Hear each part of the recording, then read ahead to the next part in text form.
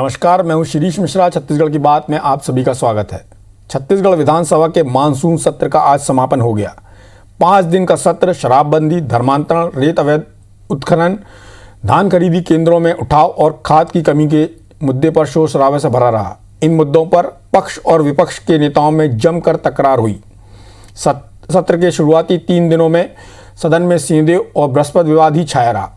बचे हुए 2 दिन में बीजेपी विधायकों ने कई अहम विषयों पर प्रश्नकाल, ध्यानाकर्षण, स्थगन प्रस्ताव, अशासकीय संकल्प और नियम 139 पर चर्चा कर राज्य सरकार को घेरने की कोशिश की।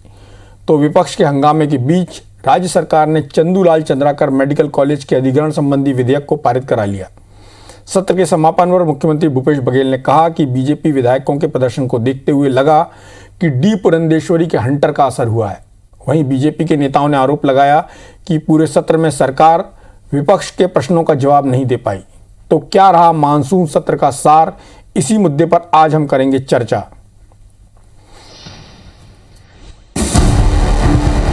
पांच दिनों का सत्र और हंगामा अनलिमिटेड। छत्तीसगढ़ विधानसभा का पूरा मानसून सत्र पक्ष और विपक्ष के टकराव की भेंट चढ़ गया। पहले 2 दिनों तक सदन बृहस्पति सिंहदेव विवाद पर गरमाया। विधानसभा के इतिहास में ऐसा पहली बार हुआ कि सत्ता पक्ष का कोई नेता सदन से वॉकआउट कर गया हो। तीसरे दिन की शुरुआत भी हंगामे के साथ हुई। शराबबंदी और धर्मांतरण के मुद्दे पर सरकार के जवाब से बीजेपी विधायक असंतुष्ट होकर सदन छोड़कर बाहर निकल गए। हालांकि जबरदस्त शोर के बीच ही सरकार ने 2485 करोड़ से भी ज्यादा का अनुपूरक बजट पास करा लिया। मानसून सत्र का चौथा दिन धान संग्रहण केंद्रों में धान का उठाव नहीं होने के मुद्दे पर गरमाया। नेता प्रतिपक्ष धर्मलाल कौशिक ने मामला उठाकर खाद्य मंत्री अमरजीत भगत को घेरा। इस पर मंत्री अमरजीत भगत ने कहा कि संग्रहण केंद्रों से धान का उठाव नियमित किया जा रहा है। खाद्य मंत्री के बयान से असंतुष्ट होकर बीजेपी विधायकों ने सदन में नारेबाजी करते हुए वॉकआउट कर दिया। पूरे छत्तीसगढ़ में लगभग 8000 करोड़ रुपए का धान सड़ गया है और ये जनता की गाढ़ी कमाई के पैसे को ये सड़ाने का काम कर रहे हैं। ये बड़ा दुर्भाग्यजनक है। हजारों करोड़ रुपए के घाटा ये सरकार के नीति के कारण हुई है और छत्तीसगढ़ के जनता की जो गाढ़ी कमाई के पैसा है उसको बर्बाद करने का काम इस छत्तीसगढ़ के सरकार ने किया है। सत्र के आखिरी दिन विपक्ष ने रेत के अवैध खनन का मुद्दा उठाकर सरकार को जमकर घेरा। बीजेपी विधायकों ने मामले में स्थगन प्रस्ताव देकर चर्चा कराने की मांग की। सदन में शराबबंदी को लेकर अशासकीय संकल्प पर भी चर्चा हुई। बीजेपी विधायक शिवरतन शर्मा ने आरोप लगाया कि सरकार ने शराबबंदी करना छोड़ समिति बना दी है, जिस पर मंत्री अकबर ने जवाब दिया कि समिति के सुझाव पर ही निर्णय लिया जाएगा। जब सरकार ने अपने घोषणा पत्र में कहा कि हम आएंगे तो हम शराबबंदी करेंगे और जब उसका संकल्प आता है तो उसका विरोध करते हैं, इसका मतलब ये सरकार शराब से अवैध और वैध रूप से पैसा कमाना चाहती है। भारतीय जनता पार्टी ने कभी शराबबंदी की बात नहीं कही।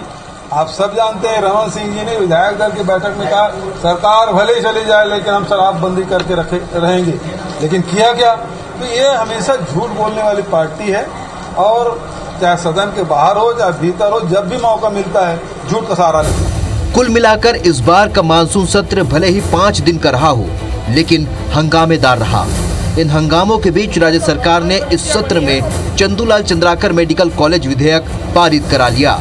2.5 साल में पहली बार 5 दिन के सत्र में बीजेपी विधायकों ने 3 बार धर्मांतरण, शराबबंदी और चंदूलाल चंद्राकर मेडिकल कॉलेज संशोधन विधेयक प्रस्ताव पर मत विभाजन कराया। सौरभ सिंह परिहार, IBC 24 रायपुर। तो मानसून सत्र में नया क्या था?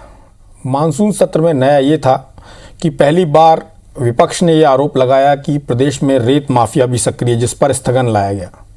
2 ऐसे मामले थे जहां पर व्यक्तिगत रूप से मुख्यमंत्री पर अटैक करने का बीजेपी को मौका मिला। चंदूलाल चंद्राकर मेमोरियल हॉस्पिटल के अधिग्रहण के मामले को लेकर और TS सिंहदेव और बृहस्पति सिंह के बीच जो विवाद था उसको लेकर भारतीय जनता पार्टी को सरकार को पूरी तरह से घेरने का मौका मिला। 20 साल के छत्तीसगढ़ विधानसभा के इतिहास में ये शायद पहला मौका था जब राज्य के ही एक मंत्री ने अपनी सरकार के खिलाफ बहिर्गमन किया और उसके बाद जो हुआ वो 3 दिन विधानसभा का उसमें ज़्यादा ही खराब हुआ, ऐसा कह सकते हैं। महत्वपूर्ण बात यह थी कि इस बार अशासकीय संकल्प में धर्मांतरण और शराबबंदी को लेकर भारतीय जनता पार्टी ने अशासकीय संकल्प रखा।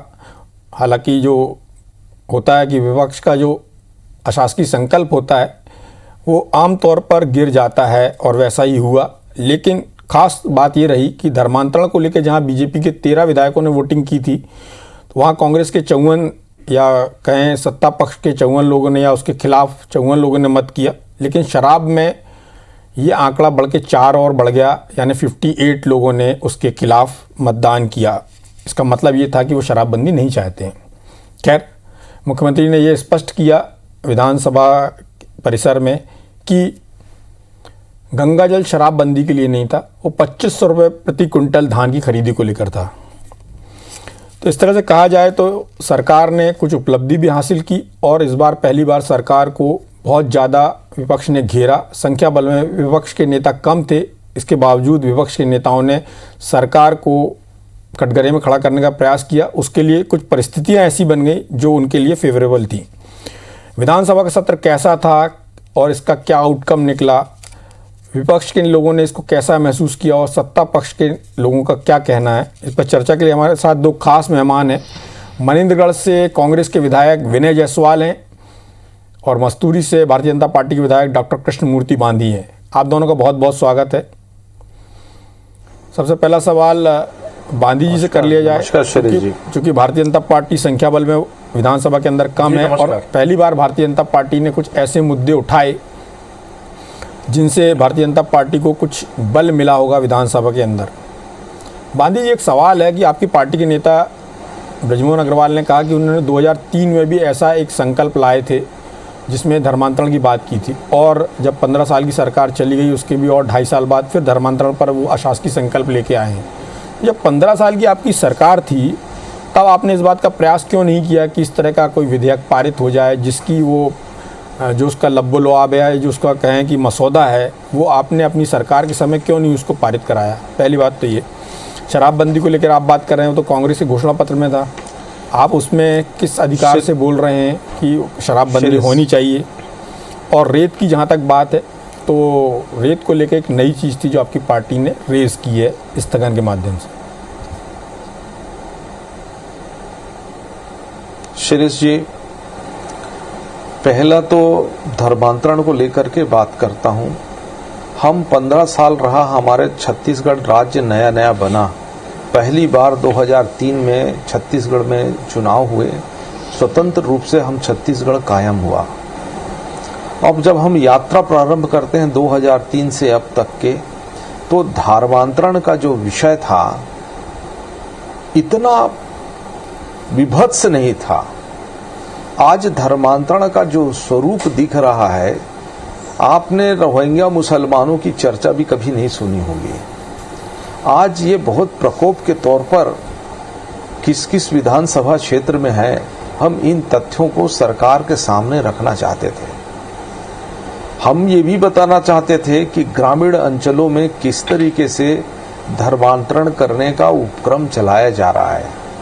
हम प्रमाण और दस्तावेज के साथ बनाते हैं। आदमी हम लोग, मैं भी अनुसूचित जाति का हूँ, सतनामी समाज से संबंध रखता हूँ और मेरे भी समाज के जो लोग हैं बहुत ही सीधे साधे भोले भाले हैं। शिक्षा में हम कमी हो सकते हैं लेकिन अभी शिक्षा की स्तर हमारी बढ़ी हुई है। ऐसे परिस्थितियों में हमारे भोले भाले समाज को भी प्रलोभन दे करके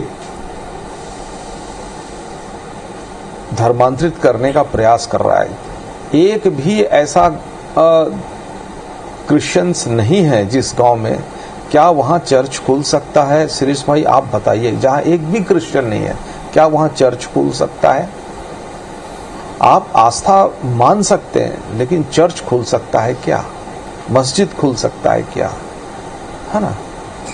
तो ये एक परिस्थितियां। रेत का भी देख रहे हैं आप, सभी देख रहे हैं कि रेत में जिस तरीके से खुला छूट दिया हुआ है, आज रेत की कीमतें बढ़ रही है।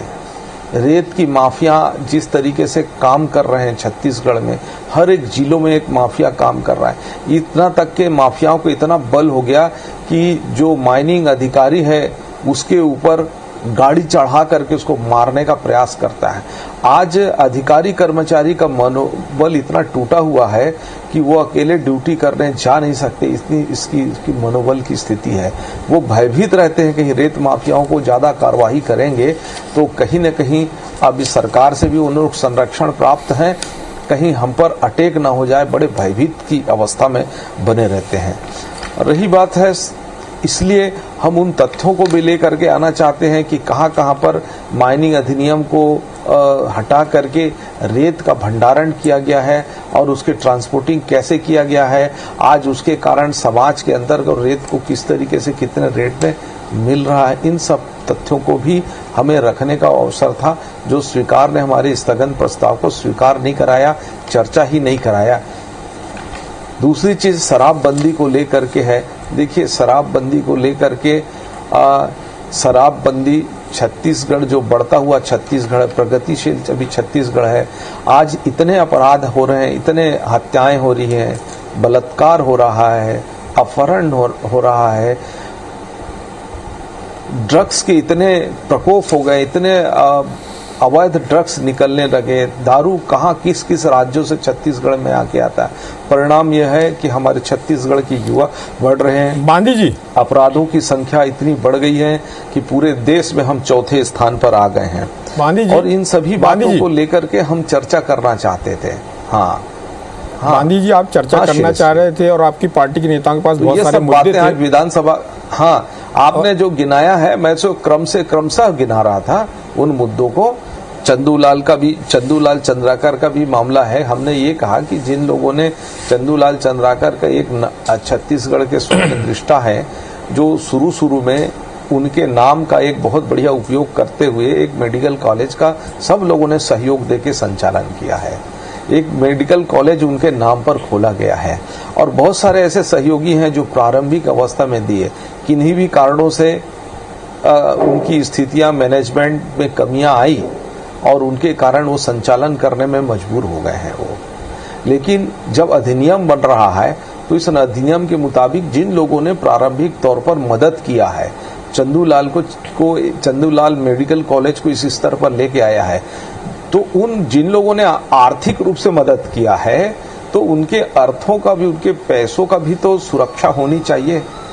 तो इस तरीके से कानून लेकर के आया जा रहा है जिसमें दो तीन चीजें अलग अलग हैं। बांदी जी, आपकी पार्टी ने पहले ये आरोप लगाया कि ये मुख्यमंत्री जी अपने परिवार के, अपने दामाद के परिवार को उपकृत करने के लिए ऐसा काम कर रहे हैं। फिर अभी आप ये बोल रहे हैं कि जिन लोगों ने पहले पैसा लगाया उनके पैसे का क्या होगा। बृजमोहन अग्रवाल जी ने कहा था कि जो लोग उसमें शामिल हैं उनके साथ न्याय होना चाहिए। तो आपकी पार्टी की लाइन ही इसमें क्लियर नहीं थी। आपके केंद्र के नेता लगातार मुख्यमंत्री के ऊपर आरोप लगा रहे थे कि अपने परिवार को, सुनिए मेरी बात सुनिए, स्पष्ट है, क्लियर स्पष्ट है। हाँ, जिस परिवार पर आरोप लगाया गया है उस परिवार का सिर्फ 4% शेयर है और उनके जो दामाद हैं उनका भी सीधा तौर पर उससे कोई संबंध नहीं। उनके चाचा जी का 4% शेयर है उसमें, जो वास्तविक स्थिति है।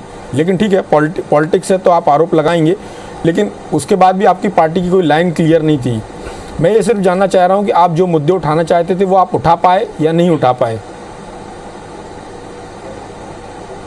देखो, हमने पूरे मुद्दों पे बड़ी प्रामाणिकता के साथ माननीय बृजमोहन जी ने स्पष्ट किया है कि देखो, हमको मेडिकल कॉलेज बनने में रोकने में हमको कोई आपत्ति नहीं है। बांदी जी, अब मेडिकल कॉलेज पे हम डिस्कस नहीं कर रहे हैं, हो गया डिस्कशन। मैं तो सिर्फ मुद्दों की बात कर रहा हूं। जो मुद्दे आप एड्रेस करना चाहते थे वो एड्रेस हुए या नहीं हुए। जो हमने बिल्कुल स्पष्टता के साथ हमने किया, उसको स्पष्टता के साथ हमारे मंत्री माननीय बृजमोहन जी ने सदन में स्पष्ट रूप से उन्होंने रखा है, एकदम क्लियर कट रखा है। क्योंकि सरकार बहुमत के आधार पर फैसला ले रही है तो ये उनकी एक स्वेच्छाचारिता है सरकार। चलिए, विनय जायसवाल जी भी हमारे साथ है। विनय जी, क्या आपको नहीं लगता कि आपकी पार्टी के दो नेताओं के बीच के विवाद में विधानसभा का 3 दिन खराब हुआ, उसके चलते जो भारतीय जनता पार्टी, आपकी पार्टी के भी जो विधायक हैं अपने मुद्दे उठाना चाहते थे, अपने क्षेत्र की बात करना चाहते थे, वो सारी चीजें बाधित हुई हैं?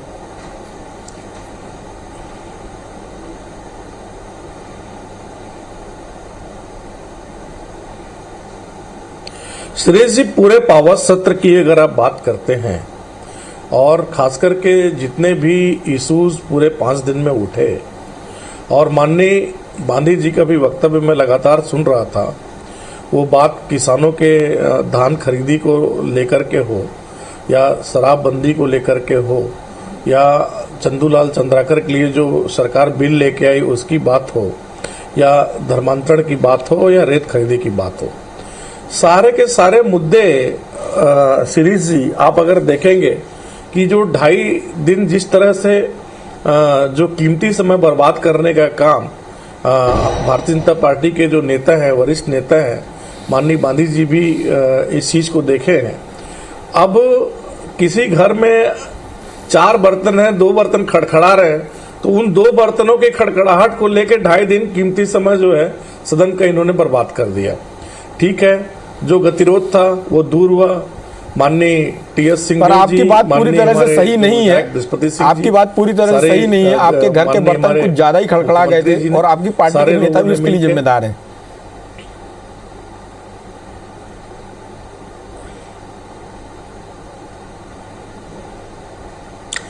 देखिए श्री जी, निश्चित रूप से कोई घटना घटती है, किसी के ऊपर कुछ ऐसी बात होती है, तो क्रिया की प्रतिक्रिया और प्रतिक्रिया की क्रिया ये होना मतलब ये नहीं होना चाहिए था, लेकिन ये हुआ। लेकिन मेरा सवाल ये है कि जो भी गतिरोध था वो दूर हुआ। 2.5 दिन उसमें 2.5 दिन जो छत्तीसगढ़ की विधानसभा में छत्तीसगढ़ की बातों को उठाया जा सकता था, छत्तीसगढ़ के किसानों की बातों को उठाया जा सकता था, छत्तीसगढ़ के युवाओं की बात की जा सकती थी, और बहुत सारे जो इश्यूज हैं उसको लाके सदन में उठाने का काम किया सकता था। लेकिन मुद्दा विहीन भारतीय जनता पार्टी, जो अब भारतीय जनता पार्टी से भारतीय झूठा पार्टी हो गई है, झूठ बोलने वाली पार्टी हो गई है, लगातार अपने कारनामों को इन्होंने इन 5 दिनों में दिखाया है। श्री जी, अब मैं मुद्दे की ओर आ रहा हूं। आप निश्चित रूप से आप गांधी जी को काफी समय दिए हैं, मुझे भी आप समय देंगे ऐसा मैं उम्मीद करता हूं। श्री जी, ये एक जो बड़ा झूठ ये बार बार शराबबंदी के ऊपर बोलते हैं कि गंगा जल को हम हाथ में लेके कसम खाए थे, आज इनका झूठ पूरा माननीय मुख्यमंत्री जी ने सदन के अंदर इनके झूठ का जो है पर्दाफाश कर दिया। ये जब हमारा जन घोषणा पत्र जब बना था श्रीश जी, और उस समय 2500 रुपए और कर्जा माफी का जो एक लहर पूरे प्रदेश में बना था, तो इन्होंने जो इनका टूल किट होता है, भाजपा का जो टूल किट होता है, ये माननीय उस समय के जो प्रभारी महामंत्री थे गिरीश जी और शैलेश त्रिवेदी जो मीडिया के जो प्रभारी थे, उनका नकली साइन करके और प्रदेश कांग्रेस कमेटी के लेटर पैड में लिख के दे दिए कि 2500 रुपए और ये कर्जा माफी वाली बात कांग्रेस नहीं बोल रही है। तब इन बातों को हमने पूरे प्रदेश की जनता को ये दिखाने के लिए कि हम ये शपथ लेते हैं, गंगा जल की शपथ लेते हैं कि हम किसानों का कर्जा माफ करेंगे और 2500 रुपए हमको देंगे, और हमारी सरकार बनी, दोनों काम विधि ने 10 दिन की बात थी, हमने 2 घंटे के अंदर करके दिखाया। दोनों काम को हमने शुरुआत से करके दिखाया। आज किसान को 2500 रुपए भी मिल रहा है और किसान का 10,000 करोड़ से ज्यादा कर्जा भी माफ हुआ है। ये अपने आप में अभिनव काम है, पूरे देश में किसी राज्य ने नहीं किया है। शिरीष जी, ये बात हो गई इनके झूठ की। अब इन्होंने अभी एक धर्मांतरण का मुद्दा उठाया। इस विधानसभा की खासियत ये थी कि जो विपक्ष है वो धर्मांतरण का मुद्दा उठाया। शिरीष जी, आप ये बताइए कि धर्म के नाम पे जो भय फैलाने का जो काम होता है वो कौन सी पार्टी करती है? वो भारतीय जनता पार्टी करती है। अगर कोई भी धर्म का परिवर्तन प्रलोभन या जबरदस्ती तरीके से अगर हो रहा है, और ऐसा कोई एक भी उदाहरण है तो गांधी जी बताए ना, सदन में भी ये बात हुई, इस बात का खुलासा करें। लेकिन इनके तरफ से ऐसा कोई खुलासा नहीं हुआ। और जहां तक 15 साल इनकी सरकार थी शिरीष जी, तब इनको धर्मांतरण नहीं दिख रहा था। अब मात्र 2.5 साल से भी कम चुनाव को बचे हैं, तो जब ये मुद्दा विहीन भारतीय जनता पार्टी जो है उनको धर्मांतरण मुद्दा दिख रहा है। क्यों? क्योंकि इनके पास ना तो किसान का मुद्दा है, ना तो छत्तीसगढ़ में और कोई मुद्दा बचता है, भ्रष्टाचार का मुद्दा बचता है। चलिए विनय जी, हमारी चर्चा चलती रहेगी, लेकिन विनय जी, आपका कहना था कि भारतीय जनता पार्टी के पास मुद्दे नहीं है, इसलिए उसने धर्मांतरण के मुद्दे को आगे किया है ताकि उसको इसका लाभ मिल सके। और जैसा कि बाकी चीज़ें आप बता रहे हैं वो सबकी नॉलेज में है, लेकिन आपकी पार्टी ने एक मुद्दा तो भारतीय जनता पार्टी को दिया जिसके कारण उनका 2.5 दिन कट सुरेश गया। जी। जी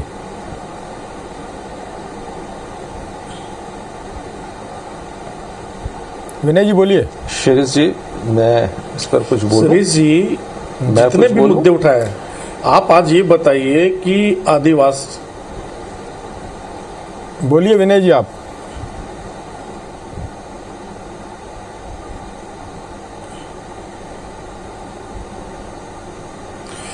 सुरेश जी, मेरा कहना ये है कि 2.5 दिन आखिर खराब किसने किया? भारतीय जनता पार्टी ने किया।